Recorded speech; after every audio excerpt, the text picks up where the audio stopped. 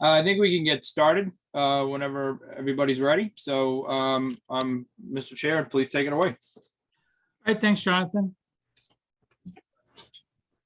So you want to move to the next slide. So just in terms of notice of non-discrimination, you are invited to participate in our transportation planning process regardless of your race, color, national origin, including limited English proficiency, religion, creed, gender, ancestry, ethnicity, disability, age, sex, sexual orientation, gender identity, or expression, veteran status, or background.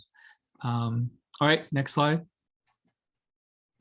And just as folks know, we've been at this for quite a while. Looks like we might be at it for a while longer. All participants will join the meeting with muted microphones. Please rename yourself to include your first name, last name, and affiliation. Please do not unmute and mute yourself. To participate in the discussion, please select the raise hand function. Find this by clicking on the participants button at the bottom of the screen, and a window will pop up with a raise hand button at the bottom, or the reactions button in the toolbar. The chair will then call on participants. If you're on your phone, please use @9 to raise your hand. If you have any technical difficulties, please contact Sean Rourke via the chat box or at srourke, SROURKE@ctps.org or 857-702-3693.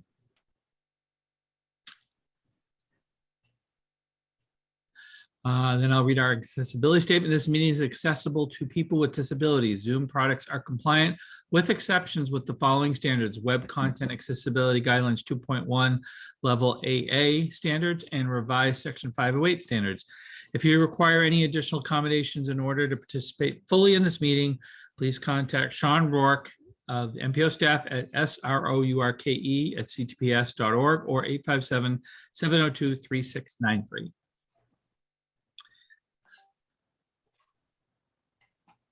So I would like to welcome everyone to the Boston MPO meeting today, and I will ask Jonathan Church to please read out the roll. Thank you, Mr. Chair. Mass DOT Chairman. Steve Wolf, representing Secretary and CEO of MassDET, Jamie Tesler. Great. Mass DOT seat 2.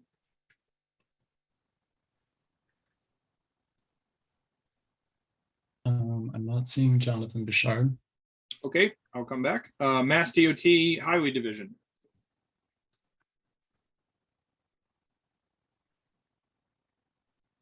John Romano here. Great, thank you. MBTA. Good morning. This is Laura Gilmore for the MBTA. Thank you. Massport.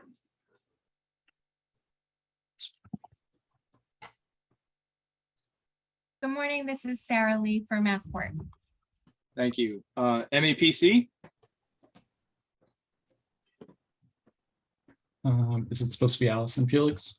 It should be Eric Barraza this time. Eric. Hi, good morning. Eric Barraza with MAPC. And I'll also just note, I think Marie Rose is here representing John Bouchard. Okay. We'll go back to Mass DOT seat 2.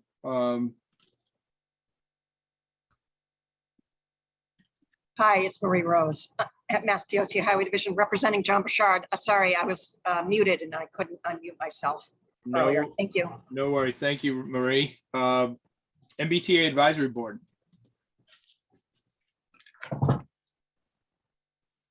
Good morning, Brian Kane, MBTA Advisory Board. Thank you. Regional Transportation Advisory Council. Advisory Council here. Thank you. City of Boston, Boston Transportation Department.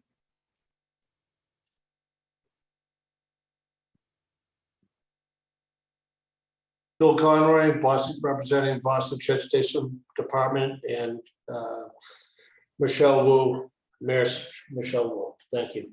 Thank you. City of Boston, BPDA.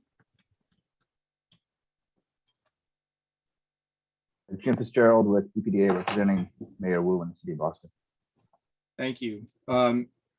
At-large city, City of Everett. Dave Monty representing Mayor DeMaria in the City of Everett. Thank you. At-large city, City of Newton. Good morning. I'm David Kozis representing Mayor Ruth Ann Fuller in the City of Newton. Thank you. At-large town, Town of Arlington.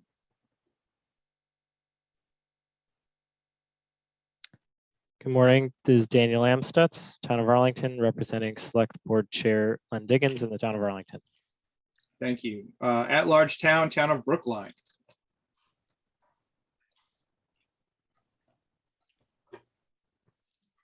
Heather Hamilton, Chair of the Select Board for the Town of Brookline. Thank you. Intercore Committee, City of Somerville. Good morning, Tom Bent, City of Somerville, representing Mayor Katiana Ballantyne in the Intercore. Thank you. Minuteman Advisory Group on Interlocal Coordination, Town of Acton. I'm not seeing Austin. Okay. Metro West Regional Collaborative, City of Framingham.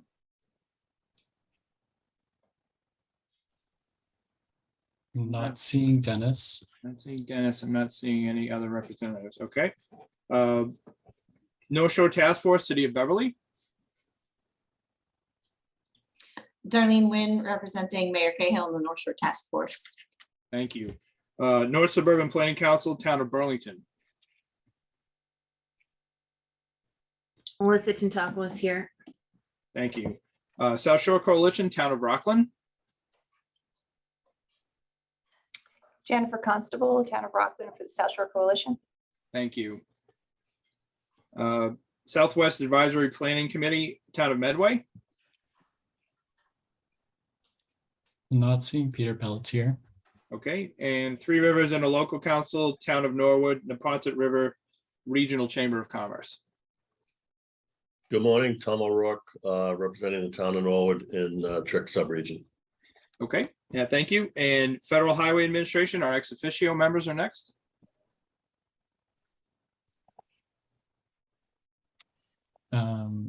Is it Ken Miller? It would either be Ken Miller or Cassie Ostrander, but they may be on vacation this week. Is it Cassie with a K? Cassie with a C. C. I'm not seeing either of them. Okay. Federal Transit Administration.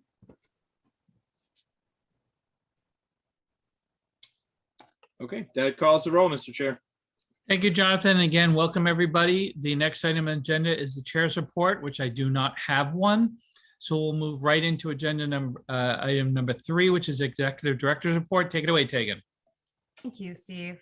So I would like to start off with some big news, which is that this will be Ann Mcgann's last NPO meeting before she retires at the end of this month. We've all known, and she's been, very forthcoming about her intended retirement, but to know that this is the last meeting, it still doesn't make it any easier. As many of you already know, she has been a member of the certification activities group and sort of a key staff support to the MPO and its work. She's also been the staff's air quality expert for 30 years. So Anne has led us through quite a few long-range plans. She's worked with this board quite deeply to help define and refine the vision and goals for the region's transportation system. And also she's worked very hard to ensure that those plans, those long-range plans, have supported that vision. So she's just been an invaluable member of our team. We'll miss her in many ways, from her deep knowledge and expertise to her holiday cookies that she always provided for staff in person. And we wish her a very wonderful retirement. And we know she will be looking forward to enjoying quality time with her family and especially her 3 wonderful grandchildren. So I hope that all of you can reach out to her and wish her well, but also because of her very long relationship with many of you and her very important contributions to the work of the MPO, I'd like to give Ann Mcgann a chance or a moment to say a few words to all of you. So Mr. Chair, if I could pause for a moment and pass it off to Ann, that would be wonderful. Absolutely. Great. Thanks, Tegan. I can't believe I've been at CTPS for over 30 years. I never would have thought I would have stayed this long when I started. When I was hired, I was doing all the air quality work, which at that time was pretty much full-time because of the air quality conformity analyses and our non-attainment and especially all the central artery SIP commitment work. And then I was asked to manage the long-range plan and then the performance measure work, and then most recently managing the MPO's resiliency work. I guess I never learned to say no. I just kept taking it on. So I definitely got a taste of a lot of different things, and it's been a lot, and it's been very satisfying. But I'm getting tired, and I want to spend some more time with my family and 3 grandkids, as Tegan said. Plus now that all the central RD commitment work is complete with the Green Line opening in May, and we were just classified as attainment for CO in April, I can say that I have done my job. I have cleaned the air, my work is done, and it's time to move on. But you're being left in great hands with Michelle Scott managing the plan, and she's done a great job with the performance measures work. And Judy Taylor, who just started this week, is going to be managing the air quality and the resiliency work. So anyway, it's been a pleasure working with all you guys for all of these years, and keep up your great work that you're doing to help make the transportation system better for our region. Thanks. Thanks. And Mr. Chair, would you like us to unmute Marie? Sure. I just wanted to say thanks to Anne for all her hard work. I know she was really dedicated interacting with us at the Highway Division, and I really admire your knowledge, expertise, and your really great ambition and drive. So thank you for your time here. Great, thanks, Marie. Thanks. And I hope all of you do have some time to continue to reach out to Anne through the end of the month, but we wanted to make sure that we let everybody know at this meeting that this would be the last time you'd be seeing her in this particular forum. And thank you, Anne, for cleaning the air, not only for your grandchildren, but for all of us, so that we can have a healthy future. Yeah, and Anne, from all of us, all the members, both current and previous, obviously, congratulations. We wish you good luck in your retirement. Thanks for all your hard work. Great. Thanks, Steve. It's been great working with you. Same here. All right. Sorry, so may I continue on? Yes, I don't know how you're going to, but go ahead. I know it's hard to follow up with that and say the goodbye to Anne in the process. I guess with our departures, we do often have the opportunity to announce new staff members and staff capacity, and one of which I'll announce now will help us with Anne's departure, and will help us sort of enhance and build back some of our climate and air quality capacity as well. So I'll start off with a new member of our staff as of yesterday, July 6th. That's Judith or Judy Taylor, and she will be our new climate resilience and air quality planner. She did complete her master's degree recently this past May in environmental and sustainability studies. And prior to graduate school, she worked as a catastrophe risk analyst for the homesite insurance company in Boston. So please welcome her. You'll have a chance to see her in the coming months. And then also starting yesterday is Adriana Fattini, who is our new graphic designer. She is also a recent graduate, a 2021 graduate of the State University of New York with a Bachelor in Fine Arts and Graphic Design, and she's been working as a freelance graphic designer. We are excited to have her on board as she's skilled both in print and digital design, and she's interested in data visualization. She's interested in photography, and she is passionate about using design to communicate complicated ideas such that we deal with here at the MPO more clearly to our stakeholders. So as you see those two new staff, Judy and Adriana, please welcome them and say hello. And then just as a reminder, in terms of recruitment, we do have jobs posted currently for data analysts as well as for the TIP manager. We are currently holding interviews for the Transportation Improvement Plan or TIP manager, but there's still an opportunity to apply. So please do share these, help us out, share these on your networks as always. Following the recruitment updates, I do have two engagement related updates for the board members in particular. One is that following this meeting, the MPO staff will be holding an MPO member workshop on refreshing the MPO's vision and goals relevant for the MPO's next long-range transportation plan, which we're calling Destination 50. Still relevant for Anne's tenure with the agency.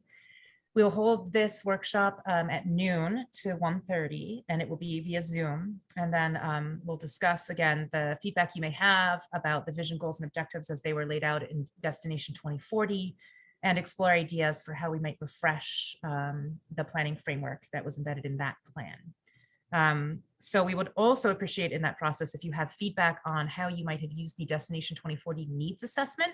So that will inform our process for the development of the next needs assessment for Destination 2050. So please join us if you can at all today. We will also be looking at opportunities to have a second session of the workshop depending on MPO member interest and availability. And so we'll have more information on that soon. And then we'll provide another way to provide feedback also through a survey format. So keep your eye out for that if you can't attend the workshops. And then the other update I wanted to provide is just a reminder, actually, that we do have a peer exchange for board members with the Miami-Dade Transportation Planning Organization delegation that's coming to Boston, and that we will be holding this Friday morning at Boston City Hall. And I absolutely welcome all of you to attend. Anne will actually be there as well presenting, so it's another opportunity to see her. But we'll have some great topics that we'll discuss as staff with their board and with you as board members as well. So don't hesitate to reach out. We sent out some emails about this. If you can attend and haven't said so far, please reach out to me and let me know. And then with that, turning it over to today's agenda items, we'll talk about a scope of work for you to vote on for MBTA transit service data collection for federal fiscal years 23 to 25. We'll also talk about and ask you to endorse a tip adjustment number 4, and then also vote to release for public review an amendment to the federal fiscal year 22 to 26 tip. Sorry, not the next one, the current one. I'll leave it to Jonathan Church to talk about those in greater detail. And then finally, we'll have a presentation from Seth Asante about the results from the Route 9 Priority Corridor Study in Framingham and in Natick. And then the next MPO meeting, we will have a few work scopes. And really importantly, we will also be talking about the release for public review of the federal fiscal year 2023 UPWP. And then we'll vote to endorse amendments as appropriate at that time. And then one last thing I wanted to highlight for the next meeting to really kind of prime you for the conversation at the next meeting. We'll get into some more information and details about the MPO's application for the Safe Streets and Roads for All discretionary grant that's being offered through the BIL, and that grant is due in September. I previewed this a bit earlier in an executive director's report, and since then we have been confirming interest and sort of the ability to participate together with MAPC and with Mass DOT support on how we might apply for this grant opportunity. As a reminder, Mass DOT is not eligible directly for this grant opportunity. It is actually MPOs and cities and towns who are eligible. So we have also begun coordinating with other cities and towns who might be interested in this funding opportunity, as well as checking in with other MPOs across the state. So that's some work that's been going on in the background. And again, as a reminder, we'll be talking about the planning grant aspect of this opportunity so that we can develop a region-wide comprehensive safety action plan to be able to then hope to lead to more funds for implementing initiatives that's identified in that plan.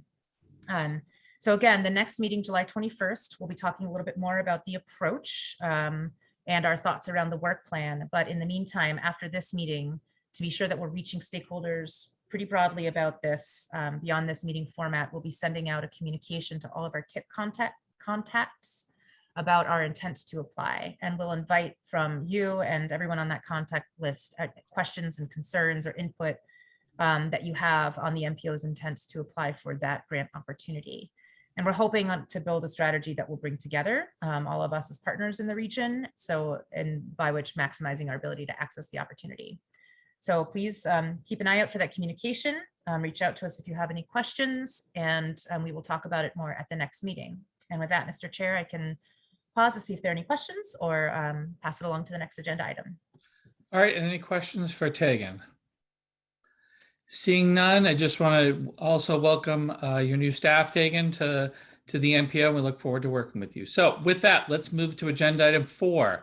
Are there any members of the public at the MPO meeting today that would like to address the MPO? All right, I don't see anyone that's raised their hands. So let's move to agenda item 5.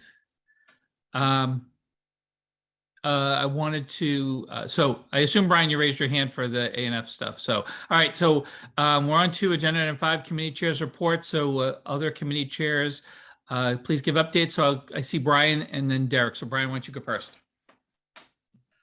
Thank you, Mr. Chair. I just wanted to note, well, first of all, let me wish everyone a happy Independence Day. I hope everyone had a good one. The A&F committee met yesterday.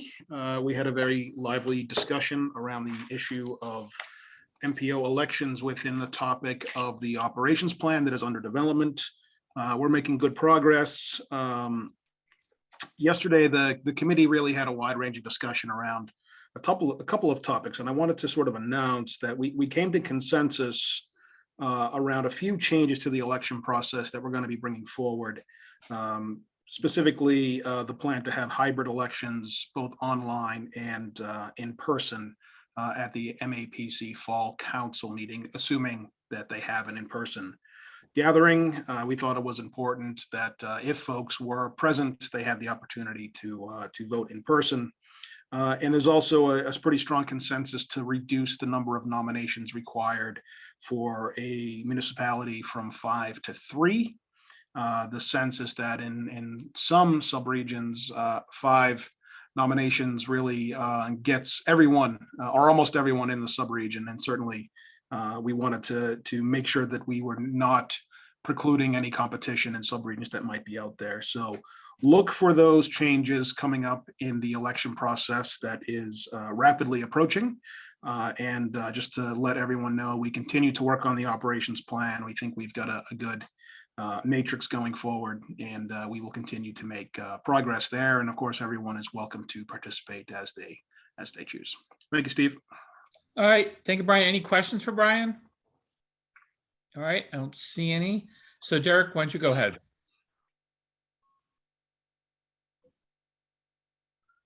Derek, you're muted. I apologize. I muted you. Oh, no worries. I think, yeah, I have the ability to unmute as well. So no problem. I just wanted to give a quick update on behalf of the UPWP committee. We last met on Thursday, July 30th. We had a really productive discussion on the final list of discrete studies, those outside kind of the normal recurring tasks in the Unified Planning Work Program. And those are part of the federal fiscal year 2023 project universe. So after that discussion, I think we had a final kind of preferred list of studies that staff at CTPS is currently finalizing. We'll send around a table with those studies to the UPWP committee members for their final review and approval shortly.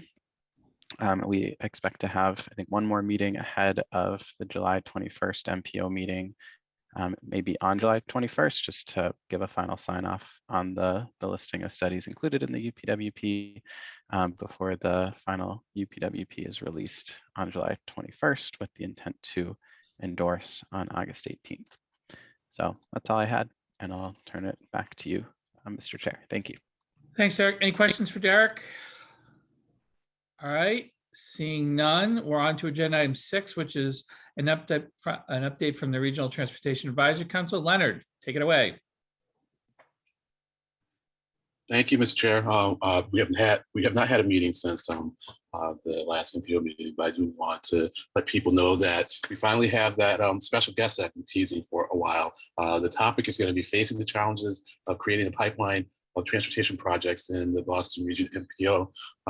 That was the idea came when our special guest, Mr. Miller, our own Mr. Miller, mentioned in a meeting a couple of months ago that he had some ideas about how we could maybe develop a pipeline of projects. And so I welcome all of you to the meeting, and hopefully we'll have a robust conversation about that. And finally, I'd like to also express my appreciation to Pam Mcgann for all the work that she's done, especially with the advisory council. We went through all the needs assessment in the first year, and I think it was like a 6-8 months process. And she was there for several meetings, and she's always made herself available to the advisory council, respect to LRTP and anything else. So thank you, Ann, and good luck. All right, any questions for Leonard?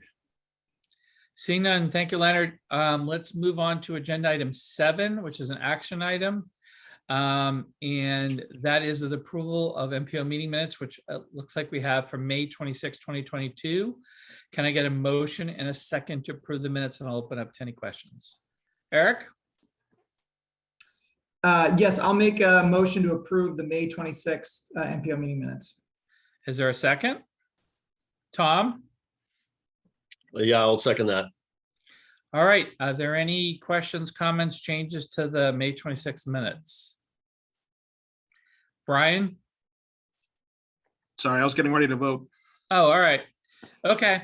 If there's no questions, let's move to the roll. Please, Jonathan, could you read the roll? Steve Wolfle, Yes. Marie Rose, Yes. John Romano, I abstain. I think I wasn't here for those. okay. Laura Gilmore, Yes. Sarah Lee, Sarah Lee, yes. Eric Barassa, Eric Barassa, yes. Ryan Kane, I think. Brian Kane, yes. Thank you. Leonard Diggins, Leonard Diggins, yes. Bill Conroy,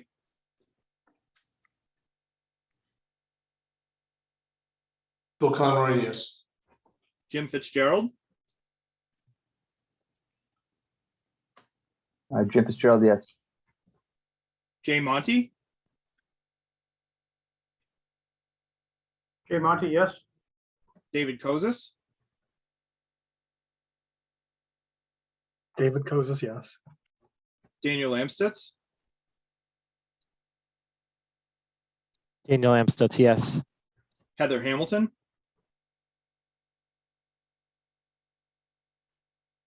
Heather Hamilton, yes. Tom Bent,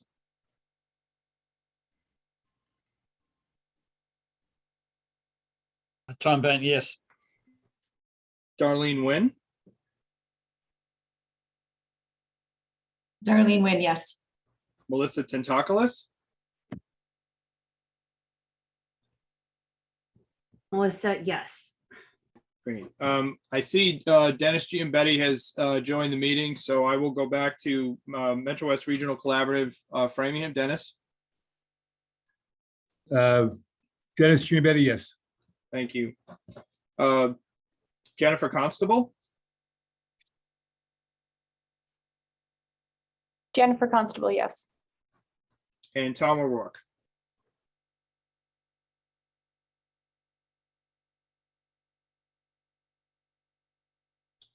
Tom O'Rourke, yes. Motion carries, Mr. Chair. Jonathan, John, did you want to say something? You have your hand up. John Romano. Nope, looks like not. All right, thank you, everyone. Let's move. Steve, Yeah, John. sorry. So Jonathan, I apologize. I did check my record. I actually was here for that meeting and I do vote yes. Okay, I will change it. Motion carries unanimous, Mr. Chair. All right, thank you, John. Thank you, Jonathan. All right. Let's move on to the next agenda item, also an action item. It's agenda item 8. It's a work scope for MBTA Transit Service data collection for federal fiscal years 2023 to 2025. And I'm going to turn it over to Jonathan Belcher. Go ahead, Jonathan. Thank you, Mr. Chair. Good morning to everybody. The scope in front of you today is a 3-year, $595,000 contract with the Massachusetts Bay Transportation Authority for transit service data collection. This is essentially a continuation of work that CTPS has been providing for the MBTA since 1996. It's divided into 3 basic tasks. Task 1 is the actual collection of the data in the field. The primary focus is on buses doing peak point checks, especially on routes where the garage is not fully equipped with automatic passenger counter equipped vehicles, primarily the Albany and Fellsway garages, and on the surface green line where they still do not have a large number of vehicles equipped with passenger counters and thus still rely on manual counts. And that will actually be expanded, at least for the next couple of years, to also include the GLX stations. Task 2 also includes analysis of this data before we send it along to the MBTA, and it includes review of the MBTA's own passenger data, especially for the bus network. We also have staff participate in the T's quarterly internal service committee that makes decisions on bus route changes. We give reference to our data as required as part of that process. Task 3 is essentially a expansion of Task 2. If the MBTA has more specific detailed actions they'd like us to perform, we can also do that. And a recent example has been to do some proofreading of the MBTA public timetables before they are put on the web for the public to review. They've asked our staff to give them one final look over. There's been other things over the years, but that's one of the most recent things.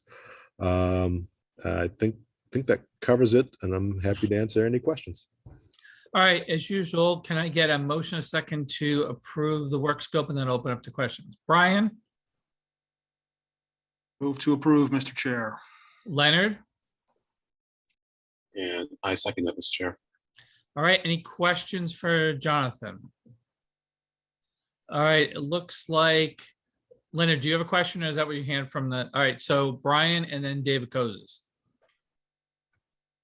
Thank you, Mr. Chair. More of a comment than a question, just to note how very important this work is to pretty much everything that T does. It underpins so much of not just the scheduling, but so much of where resources are allocated and where services are ultimately deployed.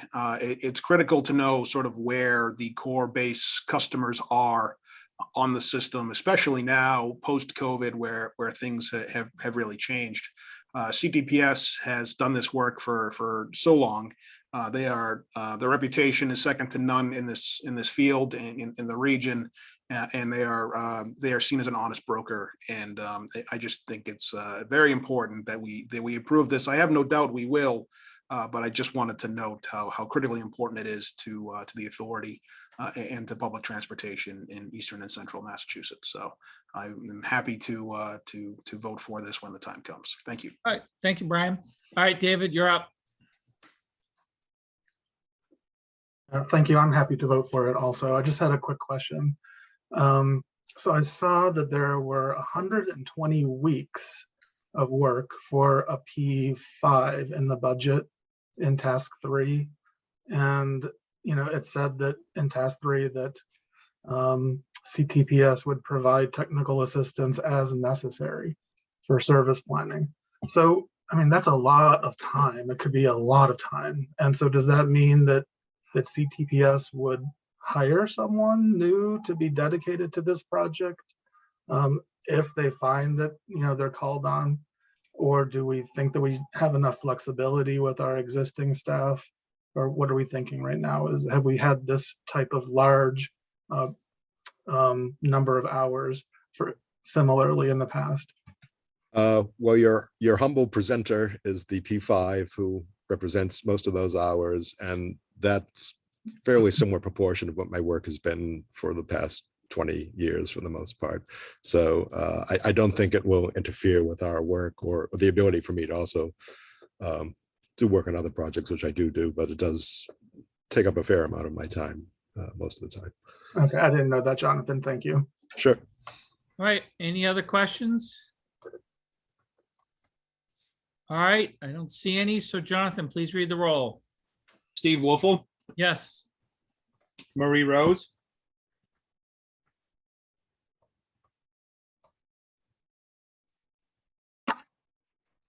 I think I heard yes. Marie? Oh, I'm sorry. Yes. okay, thank you. John Romano,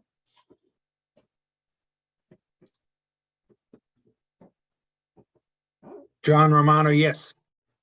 Laura Gilmore,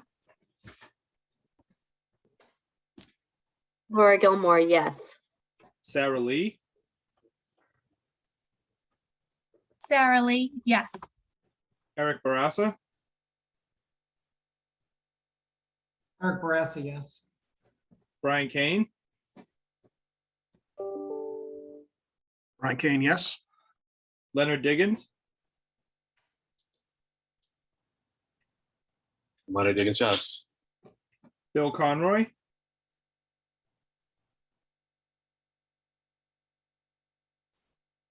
I can't see Bill. He may have dropped out.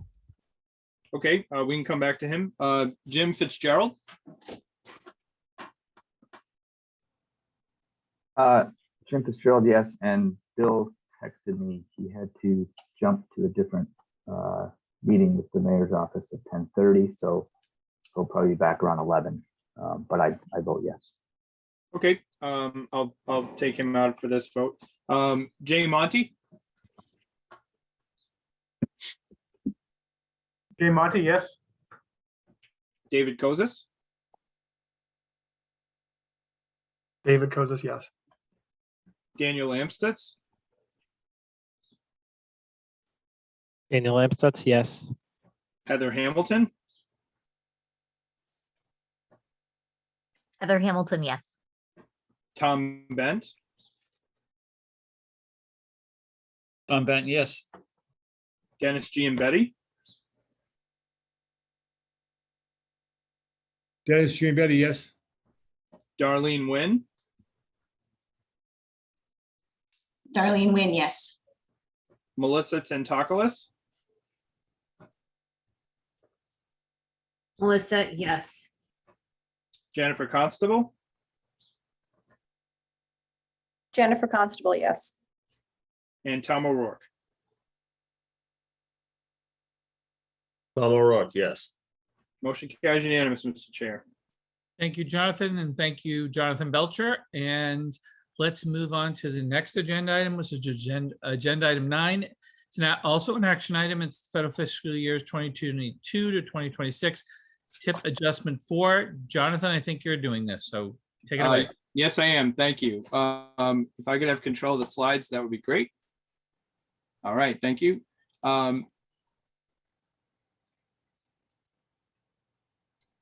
Okay. Let's see what's going on here. Oh, I need to use the arrows. That's what it is. Thank you, everyone. Today I'll be presenting the adjustment for the 2022 element of the tip, which includes the 2 existing source adjustments for 2 existing projects. As many of you will recall, when we presented amendment 6 at the last MPO meeting, where we removed the Bedford Minuteman Trail Extension project due to the fact that the right-of-way issue was there. We were looking for a replacement, and we had a gap of approximately $10 million to fill for MPO regional target funds. This proposal would be to reallocate the FY 2022 statewide bicycle and pedestrian program funds for the Poncett River Greenway project in Boston, number 608943, to those MPO regional target funds. That way we would be able to use all of our regional target funds in the region, and then that would be done as an adjustment as a funding source change. In addition to that, the Metro West, the CATA has Cape Ann Transportation Authority has reallocated matching funds for its 35-foot bus replacements from state fiscal year 2022 RTA CAP, which is the Regional Transportation Authority's capital assistance program, to the state fiscal year 2023 RTA CAP for that project. My next slide will show the map for the Poncett River Greenway. You can see on screen that the lines shown in blue, which go along the bay and connect from Dorchester into up toward Dorchester Bay. This would be the element that project would be. This was a project that was programmed last fall in the TIP as part of the original TIP, and is now being proposed, as I said, with the funding change. So looking at the tables for what we're looking at, we have a slight cost increase for the Poncett River Greenway project by $320,000 from the 8.8 million to the 9.1 million. The proposal would then be to change the funding source from statewide bicycle and pedestrian program to the regional target program, and then adjust the match for the section 5307 urbanized area formula funds to be state fiscal year 2022 cap to state fiscal year 2023 cap. So with that, as we've discussed before, adjustments are minor in scope than amendments and do not require a public comment period. And with that, I would ask the MPO to endorse this adjustment, and we will then proceed on with those changes. Thank you, Mr. Chair. All right, can I get a motion and a second to endorse adjustment 4? Eric? I'll make a motion to make this adjustment 4, and then I do have a question afterwards. Sure, I'll call you right after that. Tom, I assume you're seconding it? Yes, I'll second that motion. Thank you. All right, Eric, go ahead with your question. Yeah, thank you. So I'm just wondering, since the Poncett Greenway was originally programmed in the TIP, but was sort of the MassDOT portion of the TIP funds, by moving this to the TIP target, that frees up funding. Steve or Marie, can you speak to what those funds will be going to? I can't, Eric. I don't know if Marie or Derek have any insight about what we might do with the now available statewide. And so go ahead, Marie. Yeah, I could jump in, and Derek, feel free to jump in as well. We're exploring options. There are a few multi-use trails that have overruns, one being the Bruce Freeman Rail Trail. That's got an overrun of about 2.9 million. You've got a neurotic rail trail that's got a little bit of an overrun, and a sandwich rail trail. That's not etched in stone, but we are exploring options as well as potentially paying down some AC.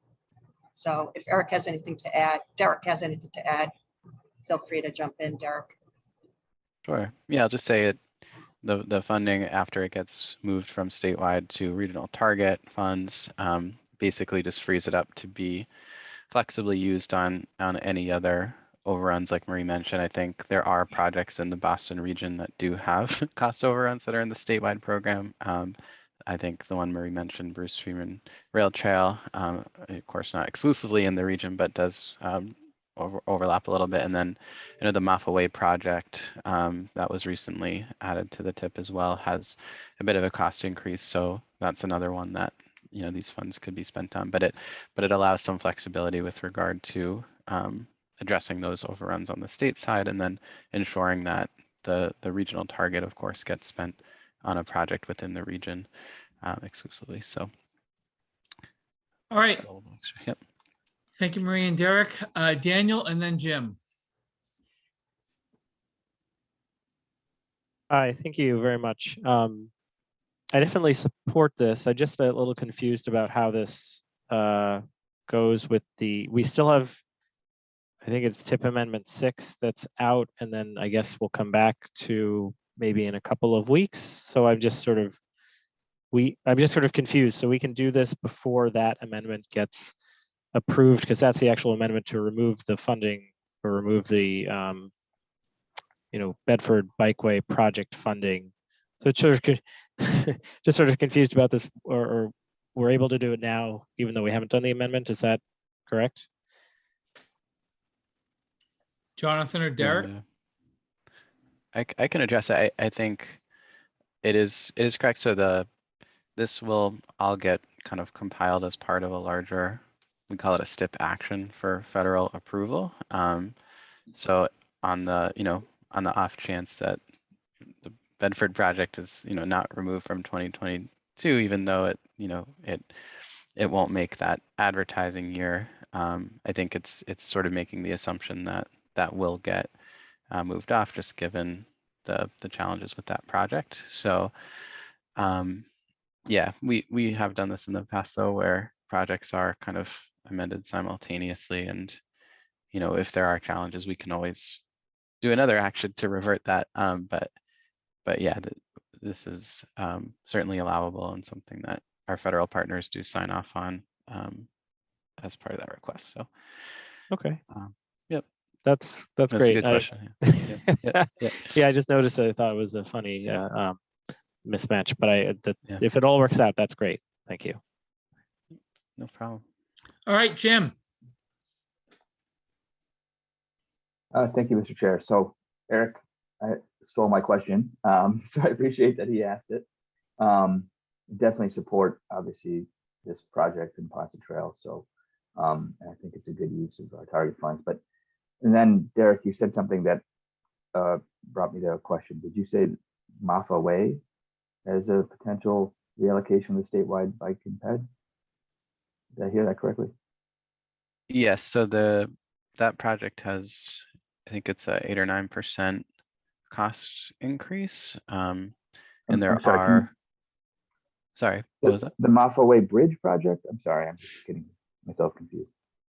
Yes, yeah, and So this would it's be- not part of the amendment. It would just be having the statewide funds freed up from the state, from Neponset River Greenway moving to a regional target project, frees up that amount of statewide funds in the statewide program. So those could go toward funding, for example, the increase on the Maffa Way project or other projects with cost increases. Right. So I've been involved in some of those conversations with MassDOT and Somerville. And so this would go towards those elements of the bike accommodations that we were hoping to get associated with that. Is that correct? Exactly. Yes. Yeah. Okay. So moving it frees up the CMAQ, which would go toward it. Yes. Yep. That's okay. I just want to say that would be great because I think these are kind of some of the things we were hoping to get integrated into the Maffa Way Bridge project. So if it can go towards that, I would obviously try to support that as well. But so, all right, thanks. No problem. Anyone else have any questions? All right. With that, Jonathan, please read the roll. Steve Wolfle, Yes. Marie Rose, Yes. John Romano,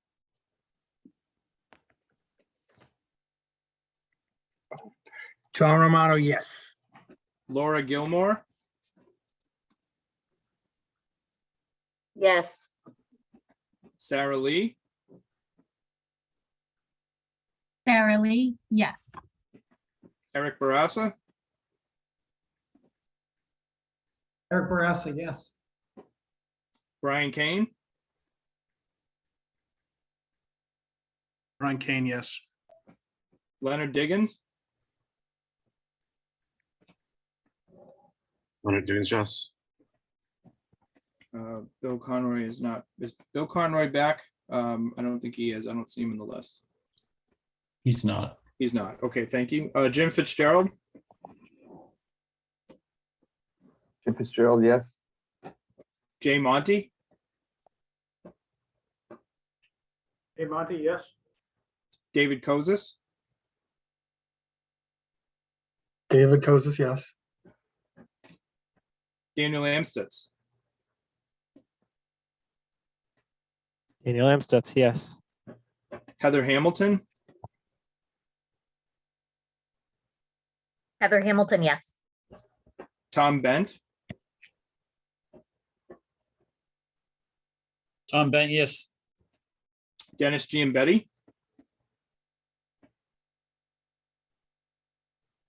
Dennis Giambetti, yes. thank you. Darlene Nguyen, Darlene Nguyen, yes. Melissa Tentakoulis, Melissa Tentakoulis, yes. thank you. Jennifer Constable, Jennifer Constable, yes. and Tom O'Rourke. Tom O'Rourke, yes. Motion carries unanimous, Mr. Chair. All right, thank you, everybody. Let's move on to agenda item 10, which is tip amendment number 7 for federal fiscal years 2020 to 2026. Jonathan, take it away. Thank you, Mr. Chair. We are proposing an amendment 7 for the 2022 tip, and I'm trying to move my slides, but my computer is playing catch up. We are proposing this amendment to go out for a public review period of 21 days. And what we are proposing are the addition of 8 new projects that were awarded to various recipients within the region under Mass DOT's FY 2022 Community Transit Grant Program. The funding sources for this include the Section 5310 formula funds from Federal Transit Administration, as well as the state mobility assistance program funds for those vehicles. And so what we are proposing is the following list here, which you did see the list on the calendar for your review ahead of time, but is adding these projects to the tip because they're new through this grant award period, to be then put out for the 21-day public review. And then we would come back as an MPO to vote on them, which would be on August 4th. So with your endorsement to put, your vote to put out for a 21-day public review period, I would ask that the MPO do that, and we will proceed to get it out on for public review. Thank you, Mr. Chair. All right, can I get a motion second to send this out for public, 21-day public comment? Eric? Thank you, Mr. Chair. I'll make a motion to send this out for a 21-day public comment period. All right, Daniel?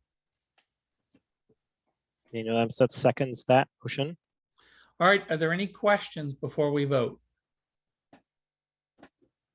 All right, seeing none. Jonathan, you want to read the roll? Steve Wolfle, Yes.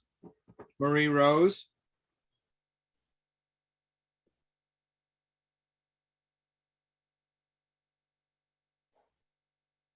I will come back to Marie Rose. John Romano,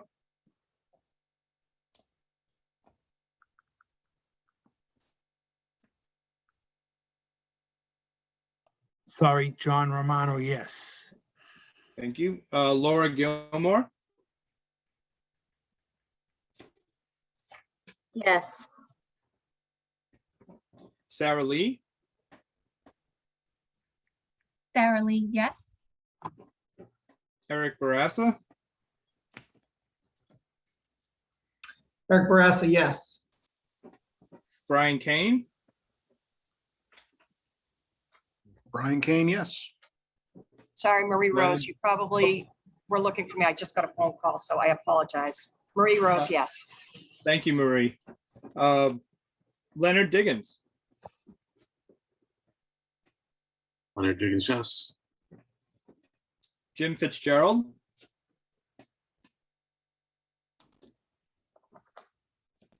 Jim Fitzgerald, yes. Jay Monty, Jay Monty, yes. David Kozis, David Kozis, yes. Daniel Amstutz, Daniel Amstutz, yes. Heather Hamilton, Heather Hamilton, yes. Tom Bent,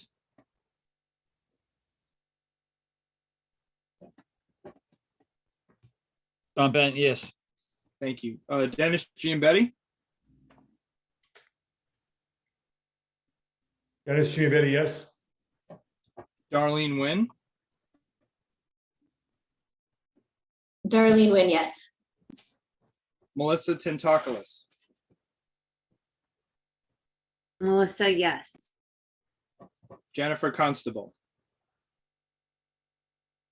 Jennifer Constable, yes. and Tom O'Rourke. Tom O'Rourke, yes. Motion carries unanimous, Mr. Chair. All right, thank you, Jonathan. And thank you, everyone. That's the end of our action items today. So now we'll move on to agenda item 11, which is a presentation on the Route 9 Priority Corridor Study in Framingham and Natick. And I'm turning it over to Seth. Go ahead, Seth.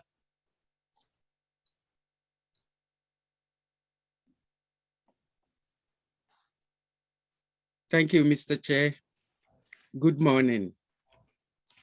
Next slide. My name is Seth Asante, and I'll be presenting the Route 9 Priority Corridor Study. The Priority Corridor Study addresses arterial roadways identified in the need assessment of the long-range transportation plan as in need of improvements.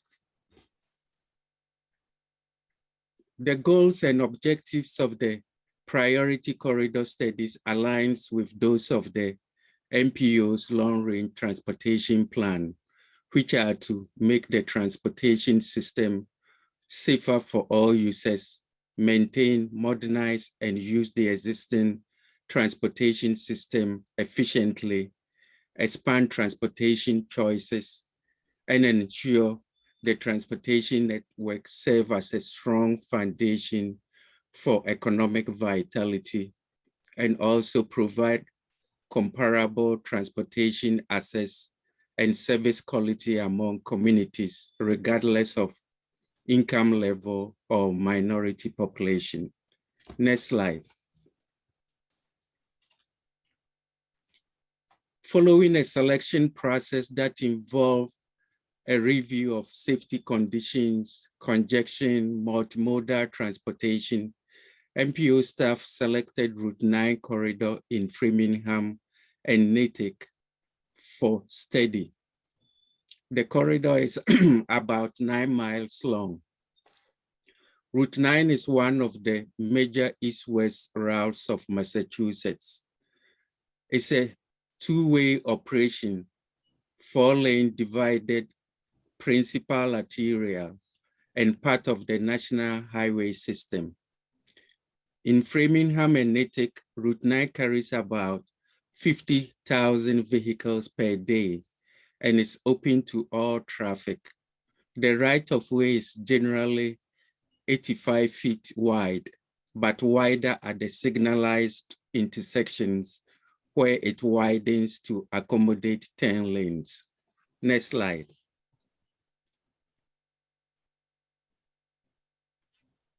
Over the years, MPO staff have conducted several priority corridor studies. Communities that have received priority corridor studies are shown in the brown color. MassDOT and the communities like the priority corridor studies because they provide them at the conceptual level what will be required to address deficiencies in the corridors before they commit to design and engineering. Many of the short-term improvements have been implemented, and some of the study recommendations have advanced into projects on the MassDOT project information database. Next slide.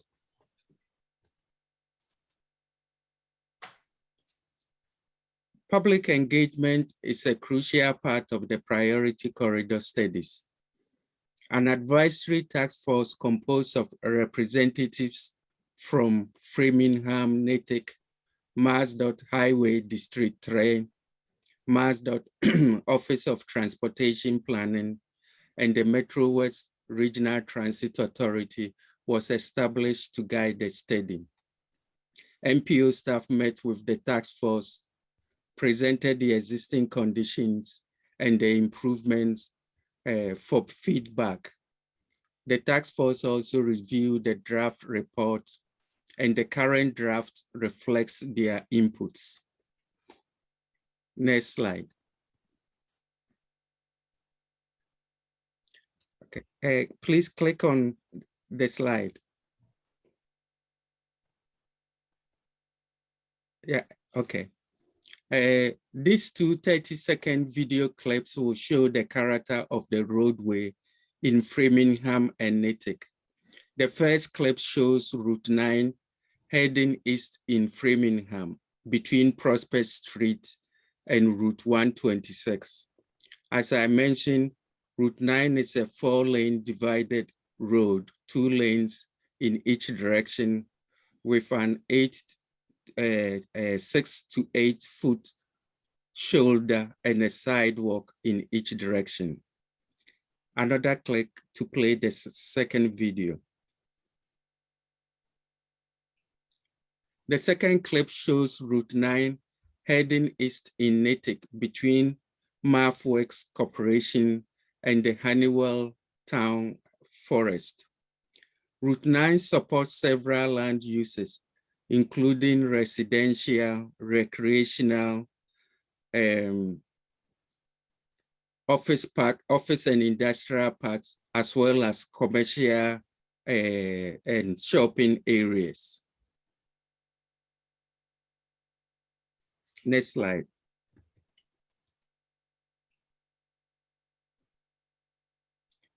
For the next few slides, I'll go over the problems and issues, back again,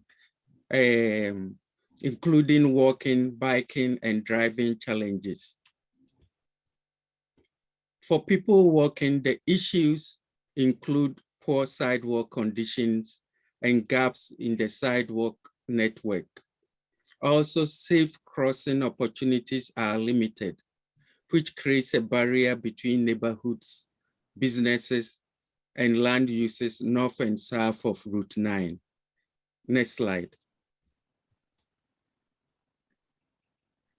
In addition, several of the side streets at the signalized intersection lack pedestrian signals for crossing.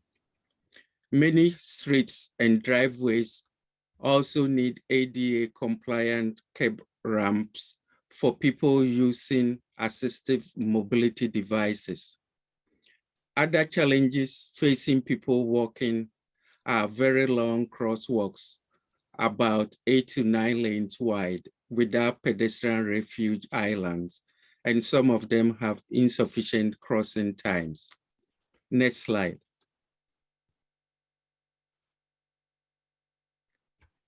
For people biking, the main issue is lack of bike facilities. Although there are bikeable shoulders present on Route 9, they are not marked as bike lane. The widths also vary, and they end at the signalized intersection where people biking must share the road with vehicles. Next slide.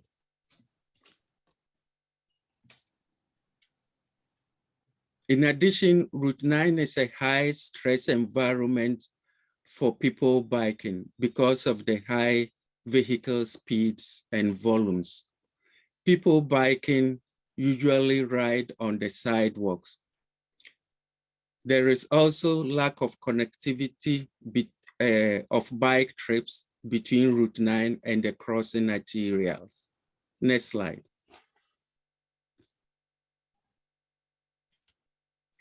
For people driving, the main issues are high number of crashes, congestion and queuing during the peak travel periods.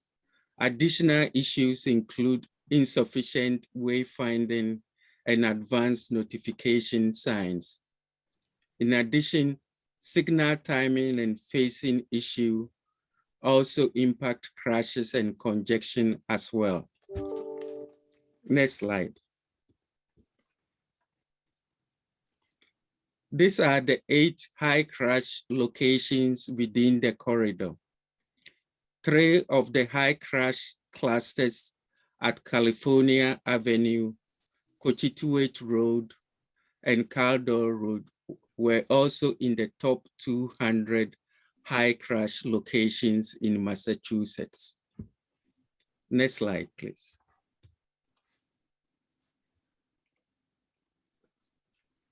This is a summary of the intersection crashes. There were 954 crashes at the 10 steady intersection over the 5-year period from 2015 to 2019. They included 4 fatalities, 3 of which were vehicle pedestrian crashes. 20 of the crashes also involved people walking and biking.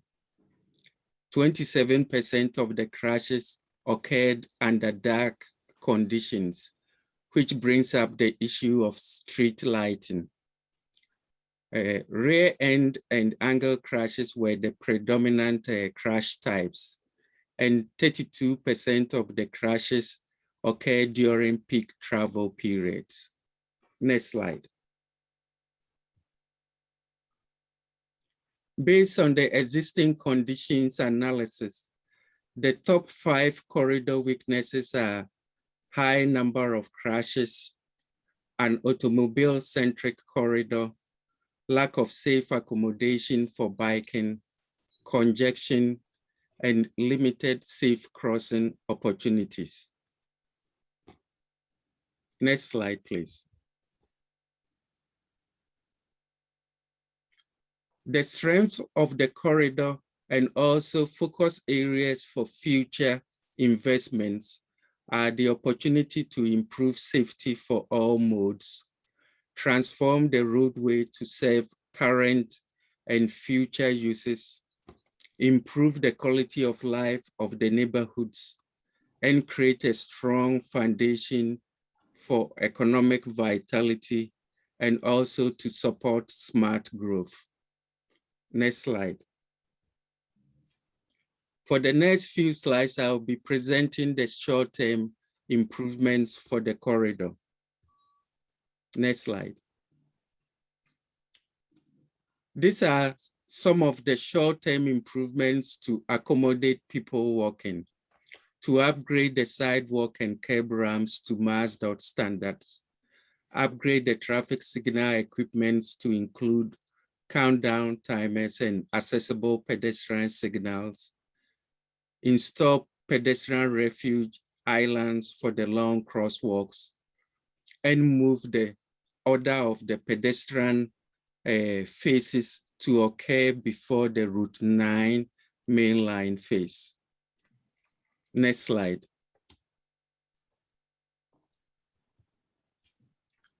Additional short-term safety and operational improvements are to retime the signals to reduce congestion and also update the yellow and all red intervals, to improve wayfinding and advanced notification signs, and add yellow retroreflective borders to the signal backplates, to improve street lighting within the corridor and increase nighttime visibility, and provide uniform speed regulations, as well as lengthening the substandard acceleration and deceleration lanes. Next slide. In the following slides, I'll present the long-term improvements. Next slide. These are the long-term improvements for walking and biking accommodation. Upgrade and close gaps in the sidewalk network. Provide sidewalk level separated bike lane, which is the preferred option. Construct additional safe crossing opportunities to provide greater north-south access for pedestrian and for people biking, and create a welcoming environment for all users, including aesthetics, landscaping, and streetscaping. Next slide. MPO staff is proposing cross-section modification to include sidewalk level separated bike lane. This improvement will make the corridor multimodal, as well as increase transportation choices to connect neighborhoods, workplaces, schools, businesses, and shopping areas within the corridor. Next slide.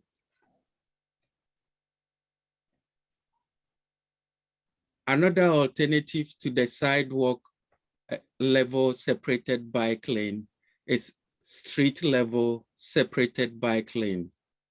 With the street level separated bike lane, the separation or buffer can also be physical, as shown in the bottom two photos.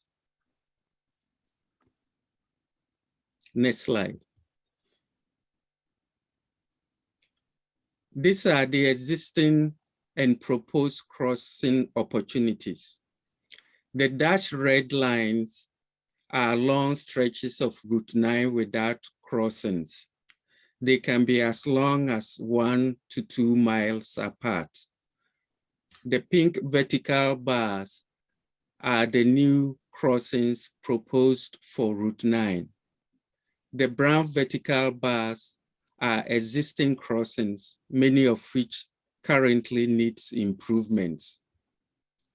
In Natick, safe crossing opportunities are being proposed at the Honeywell Town Forest area and also in the vicinity of Wethersfield Road and Marfwick Corporation. In Framingham, safe crossing opportunities are also being proposed at the intersections of Route 9 and California Avenue.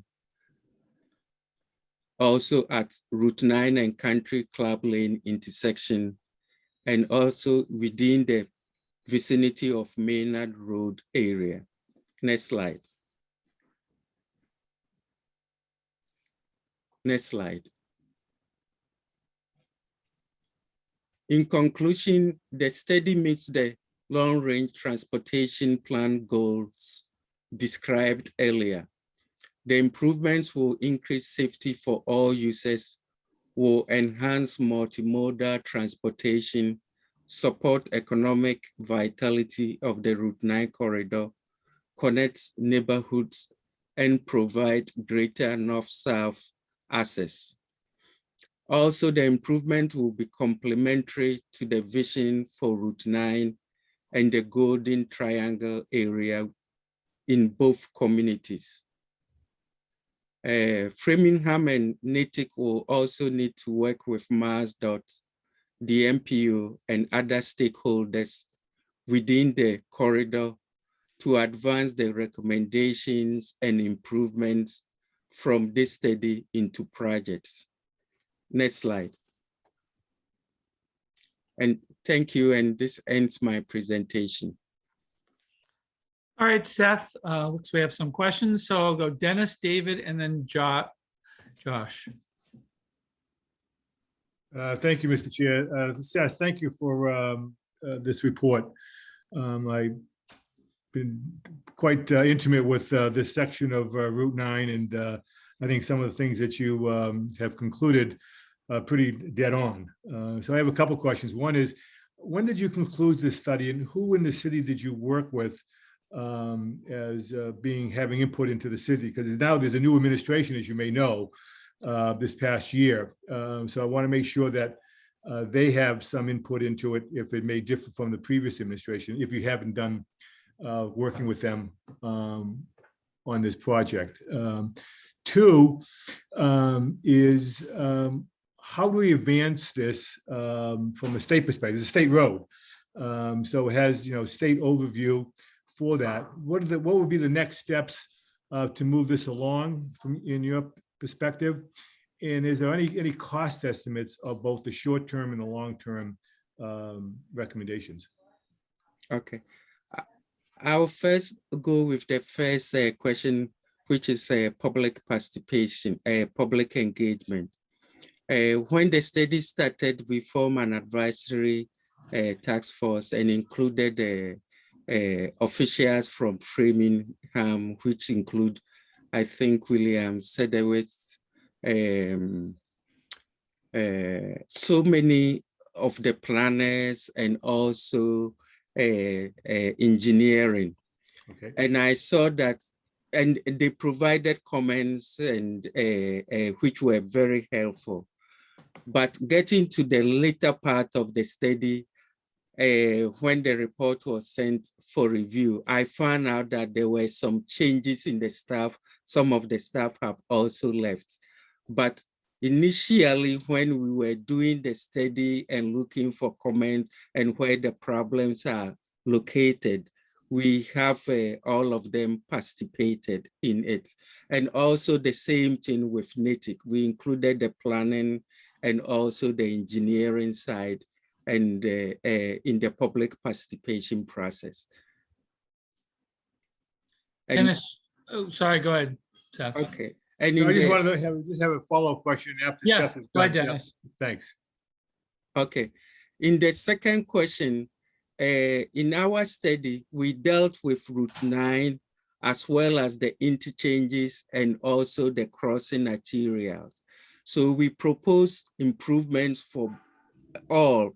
Some of the crossing arterials may be under town jurisdiction, but most of the corridor at the signalized intersection, they were under MassDOT jurisdiction, and MassDOT is responsible for implementing the improvements.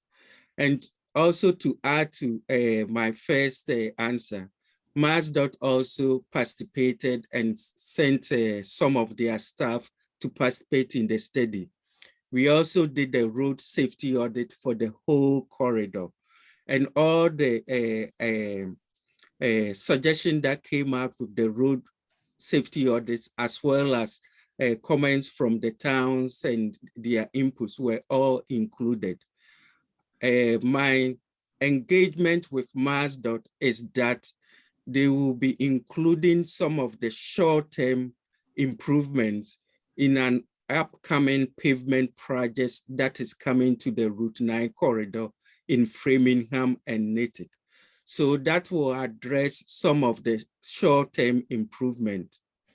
For those that they can't do in the pavement project, they will be doing, they will be looking at the long-term improvements, and will work with the towns and also the MPO to get some of the recommendation proposed in this study into project. So basically the short-term improvements, most of them can be included in the pavement projects, but the long-term improvements will need the communities and MassDOT and MPO will need to work together to advance them into projects.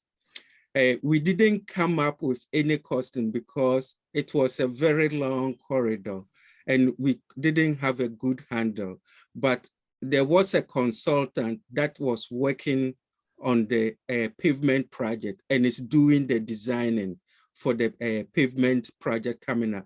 So the costing and everything, I think when the study advance into project, they can get a good perspective of the costing, and then I think that will be more beneficial at that stage.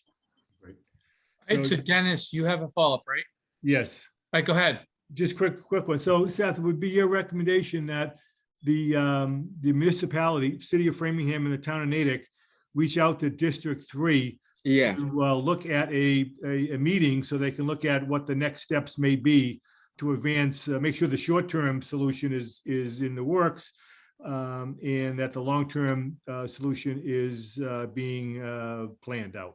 Yeah, okay. The long-term has to be planned up, and the recommendation have to be advanced into projects by MassDOT. Okay, great. So I will reach out, Seth.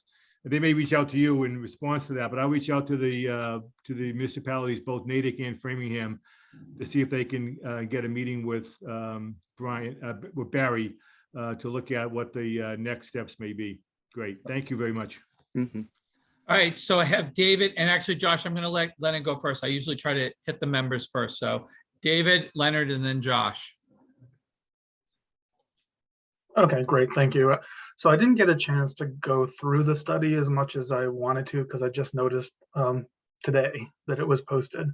But staff took on this huge study area that has so many issues and so many possible improvements. It's, what did you say, 9 miles long? Yeah, 9 miles. And so, I only had enough time this morning to glance at some of the graphics and some of the suggestions, which looked really well done. So I at least wanted to compliment staff on figuring out some way to just, present all that information in a way that we could absorb it. And I'm going to spend more time looking through the study later, but I think that there's so much to absorb and so many possible improvements, and Seth went through some of it. I know that there was a lot more in there. So I'm wondering whether did anything rise to the top among the task force members or by staff? Or is there anything that's recommended to be focused on, anything prioritized, or is it just like all thrown out there with the lighting and the bikes and the intersections? And it's just, how could someone focus on everything? Was there any sort of prioritization done? Yeah, thank you for this question. Very important question. one of the comments that we received was from the Natick Select Board, and they were appreciative of this study. And the number one recommendation is they are also working on the Golden Triangle area, which also connects to Route 9. And they are looking for more choices of transportation because Route 9 looks like auto-centric corridor.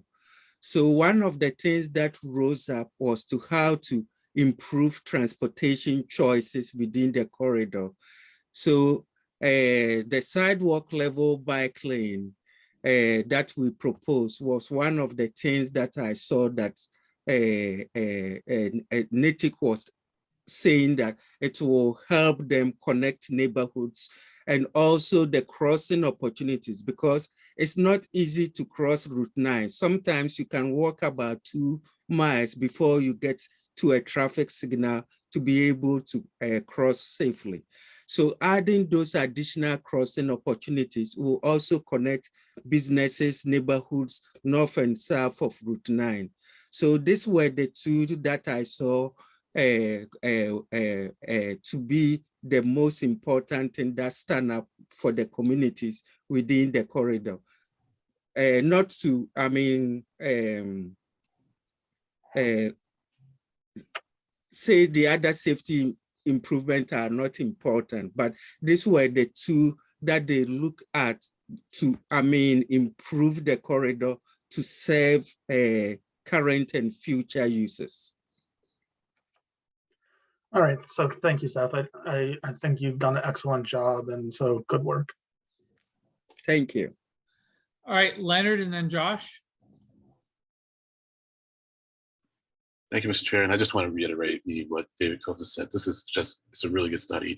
All your work, all that you and Matt do, your staff do on these studies are just really great. And there's a lot here. And I really do want to delve in and see more what the MPO can do.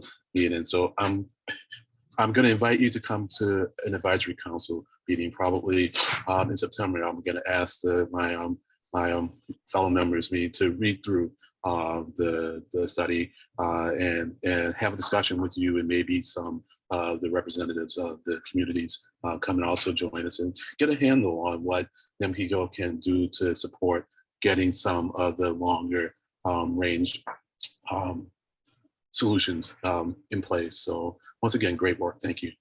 Thank you. All right, Josh.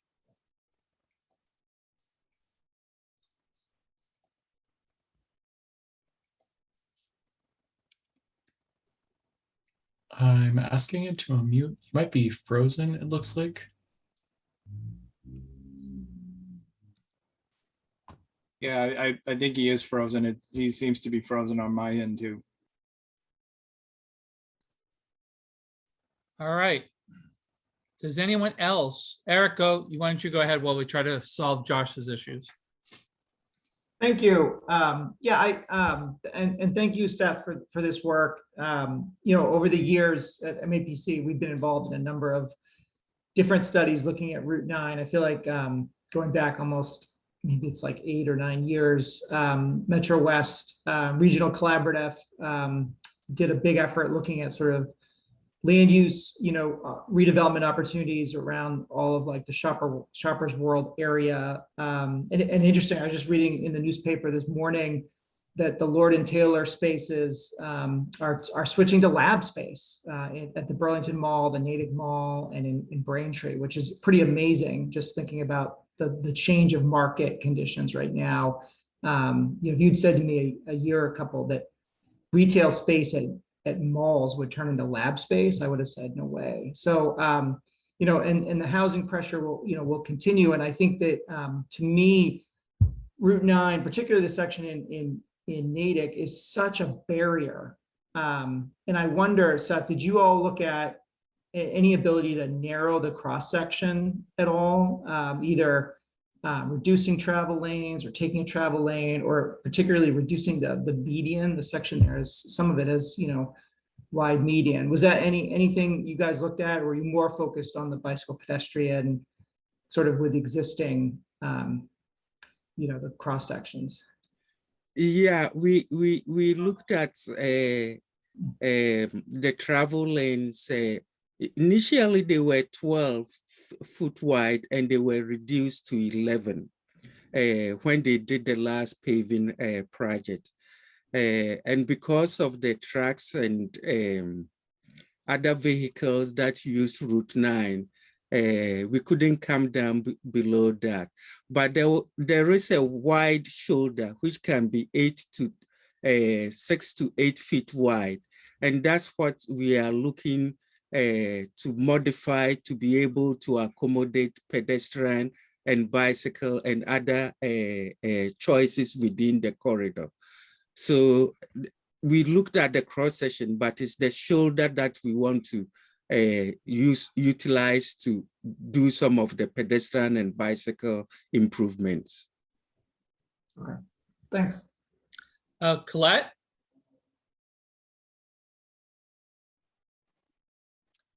Thank you. I just had one or two comments. I just wanted to note that we did have some sidewalk improvement work done along Route 9 in Wellesley. And one of the issues we're facing is maintenance and plowing of those sidewalks so that we can ensure their long life and long use.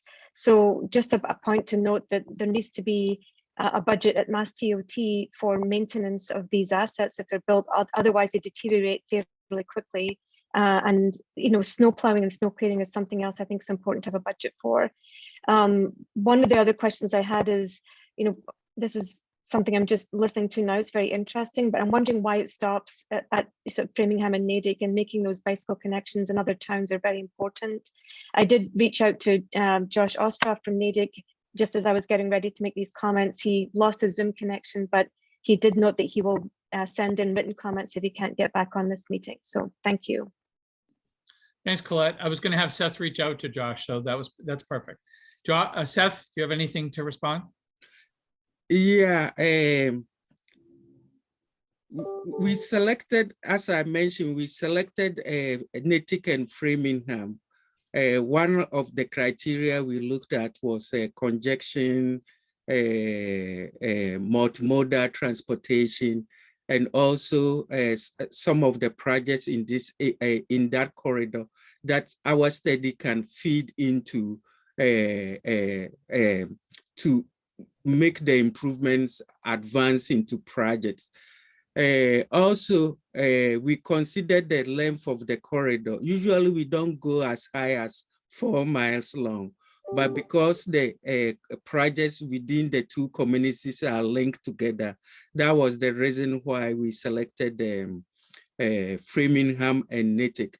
It was too much for us to handle, and maybe we will look at Wellesley when there is an opportunity to come back into the Metro West area. It's sometimes it takes some time because we look at the whole MPO region, and there are other sub-regions. We've just done a study in the Metro West area. So not to hide anything, our next areas that we have to look will not be within the same Metro West area, but maybe in 3 years, we'll come back again and look at Metro West again. All right, Josh, you're back.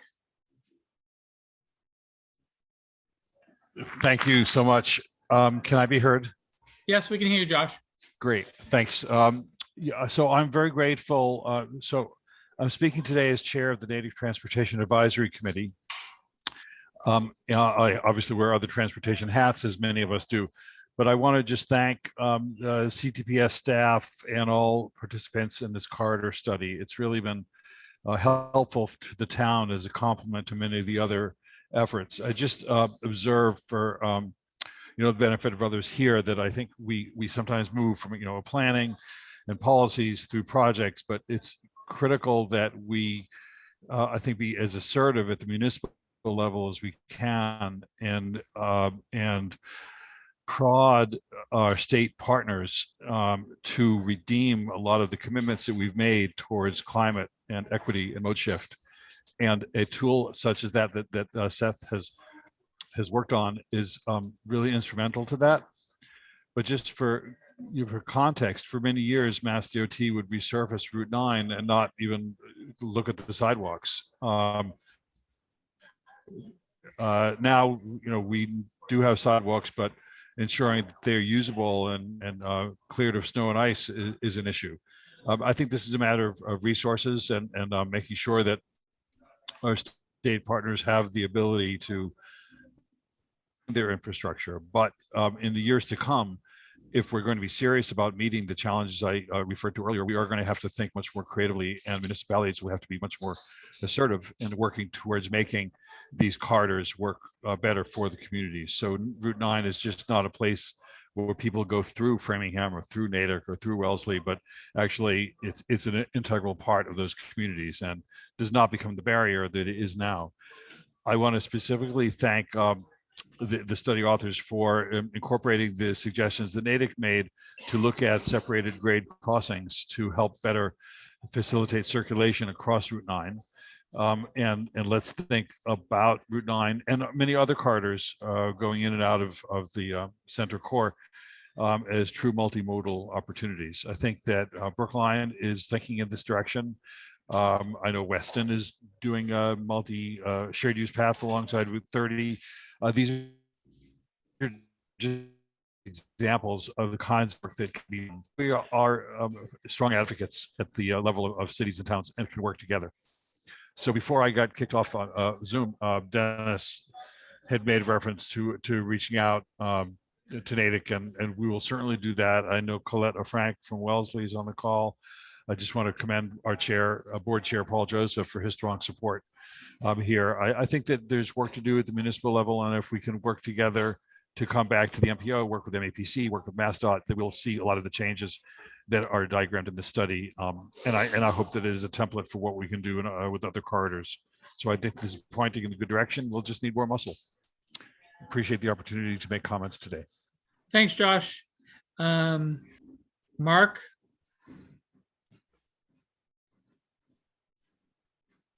I just want to go back to Dennis's question on who participated. Dennis, if you look in the appendix of the report, Appendix A, Part 3, there's a list of who participated in the advisory committee, and there's a number of people from Framingham. So if you'd like to take a look at that. All right, are there any more questions or comments? All right, seeing none, thank you, Seth. Obviously good work. And I'm sure there'll be more discussions about the implementation of this. So thank you, everybody. Let's move on to agenda item 12, which is member items. Do any members have any items for the MPO today? All right, seeing none. Can I get a motion and a second to adjourn, please? Eric? I'll make a motion to adjourn. Leonard? I'll second that. All right, we are considered adjourned. Thank you, everybody. And everyone enjoy the nice weather. We'll see you in a couple of weeks. Thank you, everybody.